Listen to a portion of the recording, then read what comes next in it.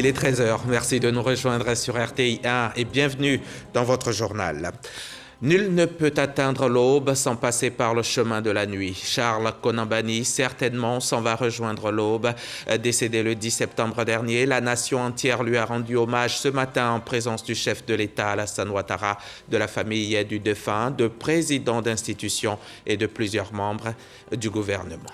Des membres du gouvernement qui étaient réunis hier au palais de la présidence de la République à l'occasion du Conseil des ministres. Une rencontre présidée par le chef de l'État et qui a porté entre autres sur le prochain recensement de la population et de l'habitat et sur la construction du CHU d'Abobo. À suivre dans 3 minutes environ.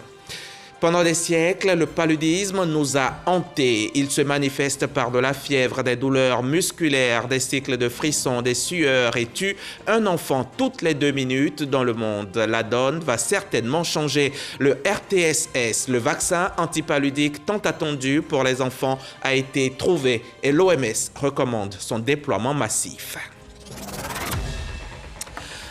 Voilà bientôt un mois que Charles Konan-Banny s'en est allé et décédé de Covid le 10 septembre dernier en France.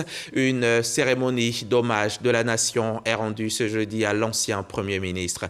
Une cérémonie qui a eu lieu dans l'enceinte de la primature au plateau en présence du président Alassane Ouattara, la famille de l'ancien gouverneur de la BCEAO et plusieurs autres personnalités. Moment de recueillement, un adieu national à ce grand serviteur de l'État.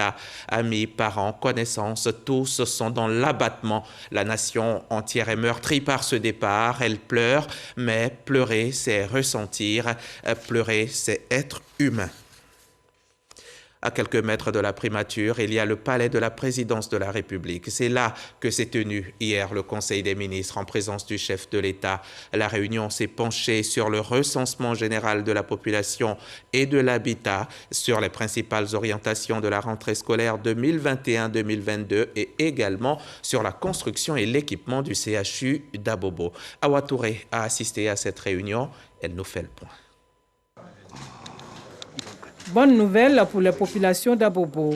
Les travaux de construction du centre hospitalier et universitaire de cette commune démarrent avant la fin de l'année.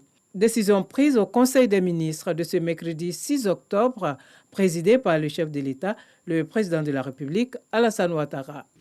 Le Conseil a adopté un décret portant ratification de l'accord de prêt d'un montant total de 50 millions de dollars US, soit environ 28 milliards 12 millions de francs CFA, conclu le 30 août 2021 entre la Banque arabe pour le développement économique en Afrique, la BADEA, et la République de Côte d'Ivoire en vue du financement du projet de construction et d'équipement du centre hospitalier universitaire d'Abobo, donc le CHU d'Abobo.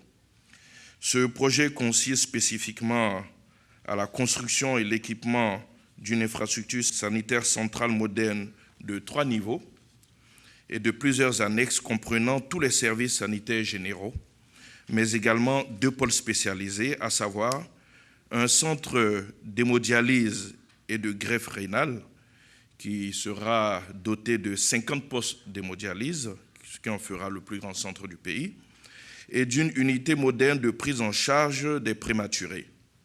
Le futur CHU d'Abobo aura une capacité de 600 lits. Le rapport de mise en œuvre du projet de recensement général de la population et de l'habitat, également examiné par le gouvernement. Ce recensement se déroulera sur la période allant du 1er au 21 novembre 2021. Les activités mobiliseront au total 40 000 jeunes sur une période allant de 1 à 3 mois. C'est le lieu d'inviter toutes les populations à accueillir ces agents recenseurs et également à leur faire comprendre l'intérêt de ce recensement de la population. En attendant les résultats des États généraux de l'éducation nationale et de l'alphabétisation, le Conseil a adopté une communication relative aux principales orientations de l'année scolaire 2021-2022. Le Conseil a arrêté les mesures cadres ci-après relatives à l'organisation administrative et pédagogique de l'année scolaire 2021-2022. Au titre de ces mesures, il faut noter le retour de l'année subdivisée en 3 trimestres totalisant 32 semaines, soit 1280 heures de cours. La réinstauration des compositions de passage en classe supérieure dans tous les niveaux de l'enseignement primaire du CP1 au CM1. Le passage de la formation des élèves maîtres de 2 à 3 ans comme institué en 2017. Le retour de la dictée afin d'aider les apprenants à améliorer leur sens de l'écoute et de compréhension et surtout leur capacité rédactionnelle. La différenciation des coefficients dans le premier cycle de l'enseignement secondaire avec le plus fort coefficient, en l'occurrence le coefficient 3 pour le français et les mathématiques, en vue de promouvoir l'enseignement de ces disciplines structurantes dont la maîtrise prédispose les élèves à s'approprier les compétences dans les autres disciplines. Le classement annuel des établissements privés en vue de créer l'émulation entre ces établissements et d'accompagner les parents d'élèves dans l'affectation de leurs enfants. Et enfin, je pourrais dire donc la confirmation ou plutôt la réaffirmation de la suppression des cotisations COGES.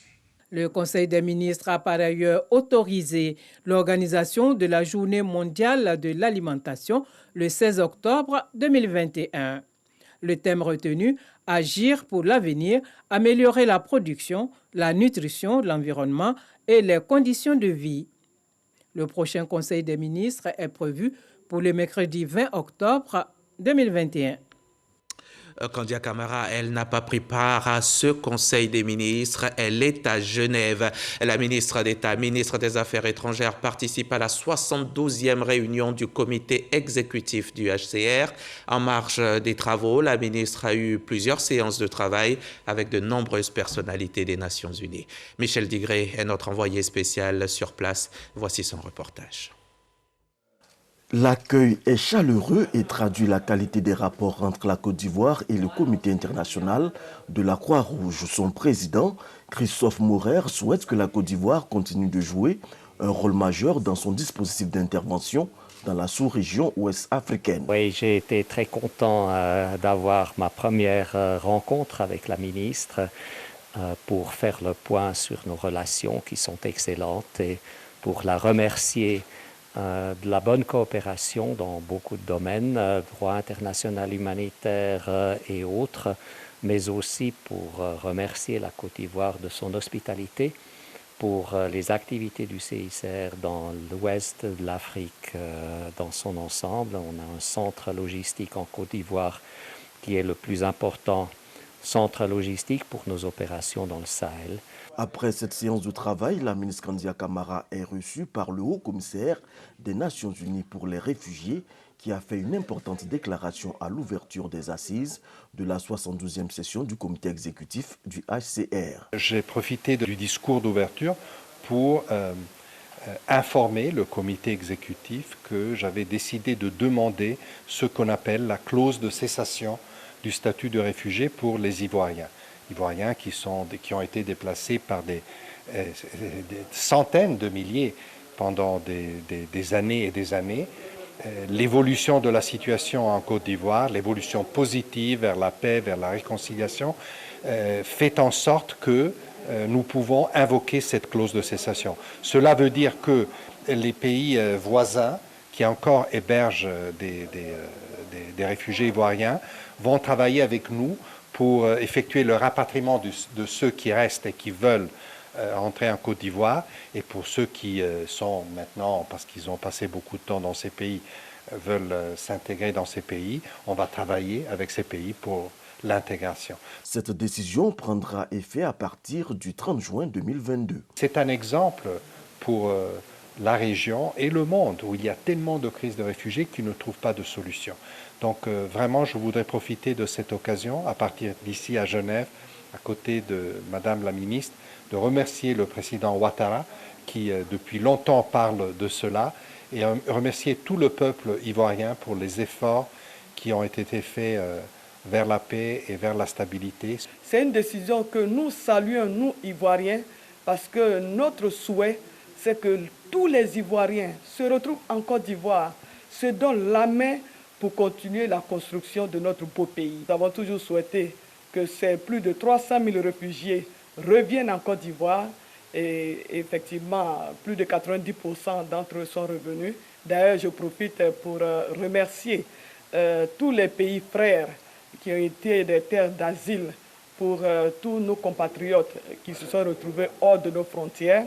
La ministre des Affaires étrangères a par ailleurs eu une séance de travail avec Michelle Bachelet, haut commissaire des Nations Unies aux droits de l'homme, et une autre avec le directeur général de l'Organisation mondiale de la santé, Adhanom Tedros. Merci Michel Digré depuis Genève en Suisse. Je vous ramène à Abidjan. C'est l'heure du combat contre le coronavirus.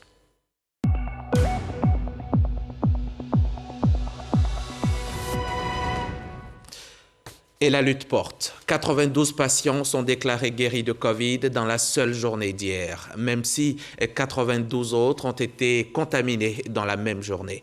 À ce jour, les autorités sanitaires comptabilisent 60 573 malades depuis le début de la pandémie, avec 653 vies détruites. Aidons-nous à nous débarrasser du virus, protégeons-nous, ce serait protéger aussi les autres. Commençons déjà à aller nous faire vacciner. C'est la base. Et pour vous faciliter l'accès au vaccin, l'État rapproche les sites de vaccination des populations. Depuis 48 heures, par exemple, le centre de vaccination anti-Covid de l'Université Félix Houphouët-Boigny de Cocody est fonctionnel. Un centre inauguré mardi par le ministre de la Santé lui-même. Le reportage de Jean-Marc Djadji. Un centre de vaccination anti-Covid désormais à l'université Félix Houphouët-Boigny de Cocody. Les 60 000 étudiants et les 3 000 enseignants des 13 unités de formation et de recherche pourront se faire vacciner. Une initiative du ministère de la Santé pour protéger et contenir le flot de contaminés sur le campus. Au vu de cela, les pensionnaires de l'université expriment leur gratitude. Si le vaccin est une solution à la Covid, alors ces millions d'étudiants en Côte d'Ivoire doivent aussi pouvoir suivre la voie. Vous savez que l'espace universitaire est un espace qui grouille de monde et il était important que le seul moyen de lutte que nous avons aujourd'hui efficacement contre la Covid, qui est le vaccin, puisse être accessible au monde universitaire.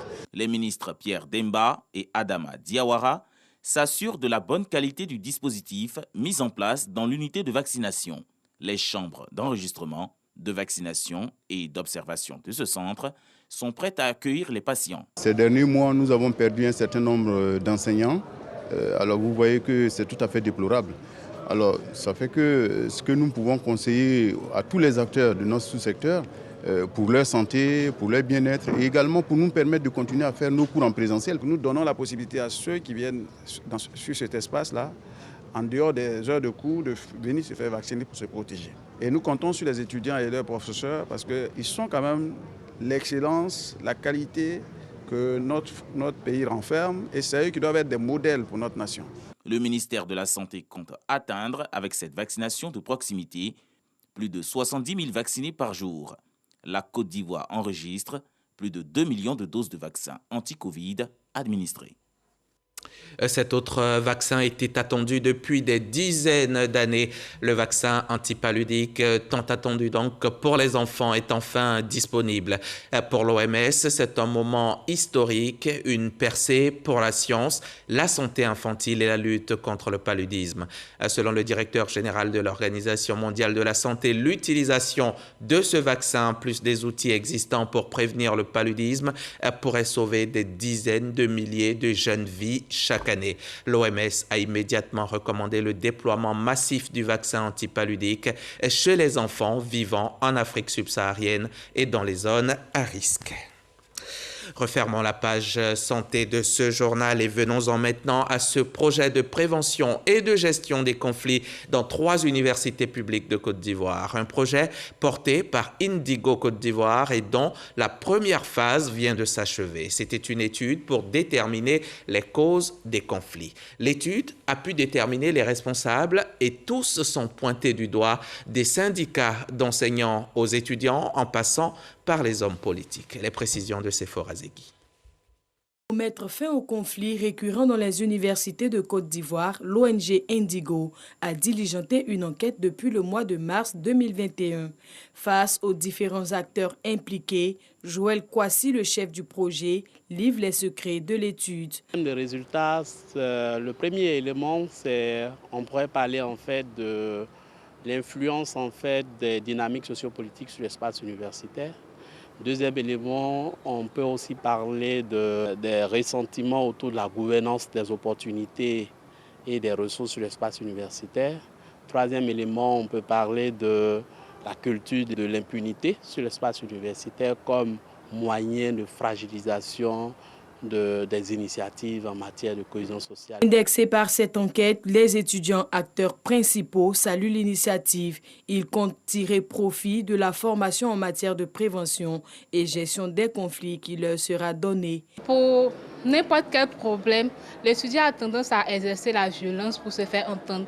Donc je pense que l'ONG Indigo va mieux nous apprendre comment gérer nos différents problèmes. Sans un environnement apaisé et stable, aucune perspective de développement de l'université peut être envisagée, selon le vice-président de Nangui Abrogwa. Cette initiative tombe à bien nommer car elle permettra à tous les acteurs de l'université d'avoir une compréhension commune des dynamiques de violence et de paix au sein de l'espace universitaire. Cette initiative de Indigo entend contribuer à la construction de la cohésion sociale et à la consolidation de la paix au sein des universités de Bouaké, Abobo Adjamé et Cocody. Un reportage signé Sephora Zegui. Et maintenant, allons à Gagnoa, la capitale de la région du Gor, au centre-ouest de la Côte d'Ivoire. Gagnoa, cette cité de plus en plus sûre, de plus en plus sécurisée. Et pour cause, Épervier 7 s'y est déployé depuis quelques jours. Épervier 7, c'est donc cette opération de lutte contre la grande criminalité, la délinquance juvénile, le trafic illicite des stupéfiants et des drogues. Abou Sanogo était présent au démarrage des activités. L'épervier étend ses ailes à Gagnoa. Au pas de course, les hommes de la brigade anticriminalité de la police de Gagnoa, avec l'appui de la gendarmerie nationale, entament l'opération Épervier 7 par la destruction des fumoirs. Je suis content de votre arrivée même. On ne dort pas. Ils ne nous volent pas, mais quand même, la nuit, ils nous parlent mal. Pipe de consommation de cannabis, quelques feuilles de cette drogue, des armes blanches et plusieurs objets ont été trouvés au milieu des débris du fumoir. Ici, tout a été passé dans les flammes, sous les regards impuissants des locataires qui s'étaient retirés sous une paillote de fortune construite au milieu d'une zone marécageuse qui sert de rizière à une 50aine de mètres du fumoir. Pour le lancement de cette opération, les forces déployées sont venues des localités de Guibérois, de Ouragayou, du groupement mobile d'intervention, de la brigade anticriminalité, de la gendarmerie nationale, de la préfecture de police, du district et du premier arrondissement de police de Gagnoa. Cette fois-ci, avec quelques éléments à ajouter, notamment la lutte contre l'incivisme routier, les opérations de bouclage des zones criminogènes et des rafles, assurer permanemment la présence de la police sur le terrain. Je voudrais vous féliciter pour votre engagement et vous encourager pour la mise en œuvre de cette opération et à sa réussite parfaite dans notre situation. Cette opération Épervier 7 va se poursuivre sur plusieurs mois et elle a déjà permis plusieurs interpellations, notamment dans le milieu de la drogue, avec l'entrée de drogue dure sur le terrain, a assuré l'autorité policière. Le montage de projets est une excellente démarche pour mener à bien nos entreprises. C'est le thème de ce séminaire initié par l'Association de création artistique et culturelle de promotion du développement humain et des œuvres humanitaires. C'est un séminaire de formation sur l'entrepreneuriat et le montage de projets à l'attention de quelques dizaines de femmes, d'où le choix du reporter Marie-Loïs Trierro. Promouvoir l'entrepreneuriat féminin, c'est le sens de la 5e édition de ce séminaire de formation à l'attention de 50 femmes. Préoccupée par la promotion des petites et moyennes entreprises, la structure Christem Organisation accompagne chaque entrepreneur dans l'atteinte de ses objectifs. Nous l'avons organisé, ce séminaire, pour leur permettre d'améliorer leur activité afin d'améliorer leur production. Pour mieux outiller les femmes entrepreneurs et répondre aux besoins de financement de leurs projets, Christem Organisation fait appel à des experts. Au regard de cet objectif, j'ai été approché par l'organisme Christem pour entretenir cette catégorie de personnes qui a l'honneur en ce moment, pour les aider à développer leur activité, rendre ça plus formel et puis après enclencher la phase de suivi, accompagnement jusqu'à ce qu'elle soit complètement autonome. Le conseil qu'on nous a donné aujourd'hui, en tout cas, j'ai eu d'autres idées, plus encore pour ajouter à les activités. La rencontre fut marquée par un partage d'expériences des participantes. Inspirées d'un modèle de réussite de femmes entrepreneurs, les participantes ont démontré leur volonté de contribuer au développement des PME. Le reportage de Marie-Loïs Trierro a été commenté pour vous par Abou Sanogo. La FENAFERCI, c'est la Fédération des artisans ferrailleurs de Côte d'Ivoire. Le week-end dernier, lors d'un atelier de réflexion pour redynamiser, organiser et formaliser leur secteur, les ferrailleurs ont affiché leur volonté d'être mieux structurés pour avancer. Ils bénéficient déjà d'un soutien de taille, l'accompagnement du ministère de la Promotion des PME et de l'Artisanat. On en parle avec Serge Pacom Didi et Jean-Marc Djadji.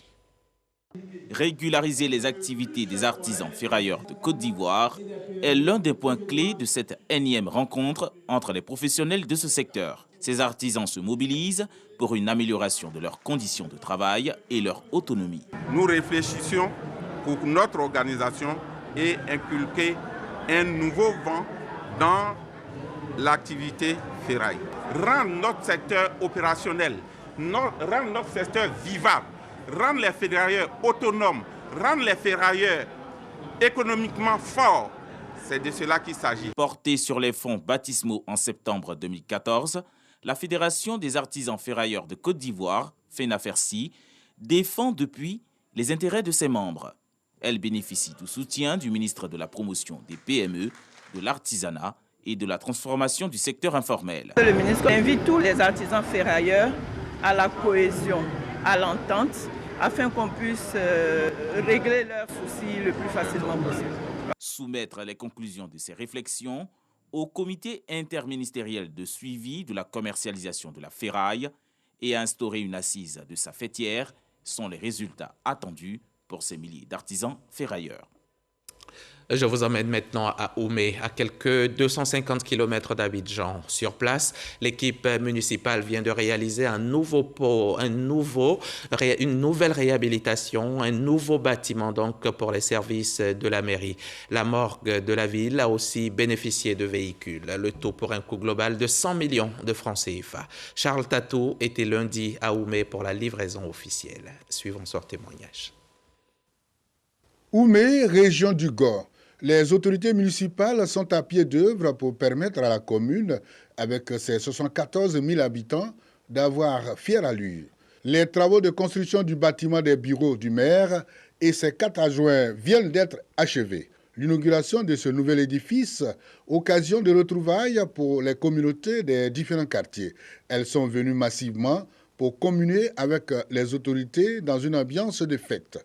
Pour le premier magistrat de la commune, Joachim Lagui-Kwasi, la dégradation très avancée des locaux de la mairie causait le mauvais fonctionnement des services de cette institution. Je suis tout à fait convaincu qu'on travaille mieux, qu'on vit mieux dans les espaces conviviaux, harmonieux et beaux, De ce point de vue, la construction de ce bâtiment est un modèle du genre. Je voudrais informer que ce n'est pas tout. J'ai décidé d'offrir le premier corbillard à la population d'Oumé. Et ce corbillard est garé juste à ma gauche pour que cette morgue soit plus opérationnelle. Les autorités administratives, saluant l'initiative de l'équipe municipale, exhortent les communautés vivant dans la ville d'Oumé à la cohésion sociale et au vivre ensemble. L'intérêt supérieur, c'est le développement de notre département, de notre ville. Et je voudrais vraiment compter sur vous. Après la dotation des services de la mairie d'un nouveau bâtiment, la municipalité compte mener d'autres actions en faveur de l'embellissement de tous les bâtiments de la commune abritant les services de l'État. On va maintenant suivre la représentation des dieux éphémères. C'est une œuvre et l'auteur, c'est Yann Aka.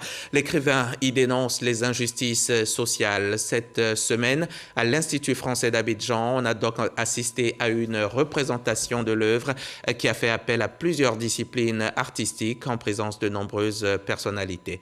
Vous allez le voir, la musique, l'art, la danse chorégraphique, tout y était. C'est un reportage de Serge Pacom Didi.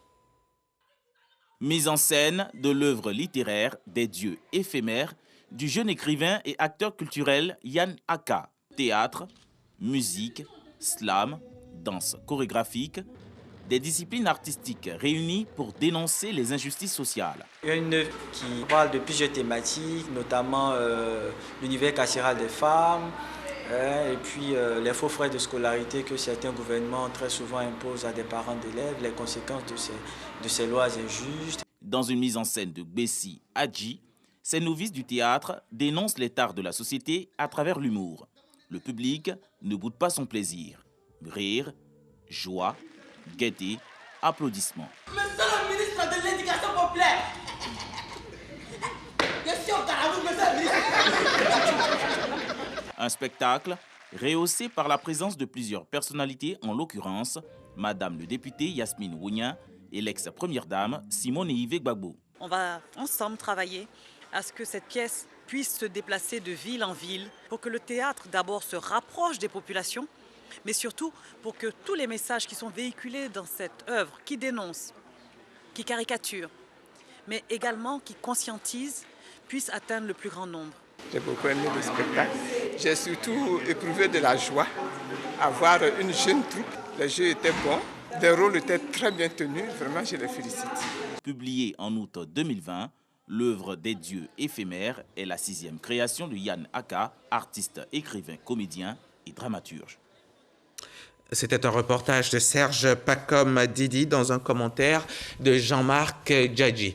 Vendredi dernier, 1er octobre, la communauté nigériane vivant en Côte d'Ivoire s'est réunie à l'ambassade du Nigeria au Plateau pour commémorer l'anniversaire d'indépendance de leur pays. Une occasion pour les Nigérians vivant en Côte d'Ivoire de prier pour le calme et la stabilité sur la terre de leurs ancêtres. Moussa Konaté, reportage.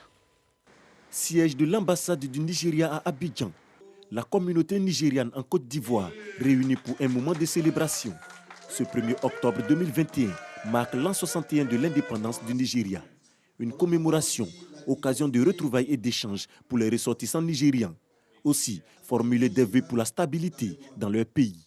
Mon message à toute population nigérienne de continuer à prier pour le pays nigérien. Le moment qu'on est là, c'est un moment difficile pour le pays et puis aussi difficile pour le gouvernement parce que ce n'est pas facile. C'est la prière maintenant qui peut sauver le pays dans la situation qu'ils sont maintenant. On demande à toute population nigérienne de continuer. Et puis, pays qui nous accueille aussi, on leur dit merci parce que ce n'est pas facile. Malgré tout, ils nous acceptaient et puis on vit comme en famille. Les responsables de la communauté nigériane se félicitent également de la parfaite collaboration ivoiro-nigériane. Ils invitent l'ensemble des ressortissants au respect des lois de la Côte d'Ivoire. En Guinée, c'est un haut fonctionnaire international, Mohamed Beavogui, qui a été choisi pour diriger le gouvernement de la transition. Beavogui, 68 ans, très peu connu des Guinéens, a été sous-secrétaire général de l'ONU chargé de la mutuelle panafricaine de gestion des risques à New York, avant d'occuper d'autres fonctions au sein du Fonds international du développement agricole et de la FAO, l'Organisation des Nations Unies pour l'alimentation et l'agriculture, à Rome, en Italie. Le nouveau chef du gouvernement guinéen sera donc chargé de mettre en application la charte de la transition élaborée quelques jours après la prise du pouvoir par l'armée. Fin de ce 13h. Merci d'avoir été avec nous. Nos programmes se poursuivent sur RTI 1 et sur les www.rti.ci. Je reviens demain, si vous le voulez bien.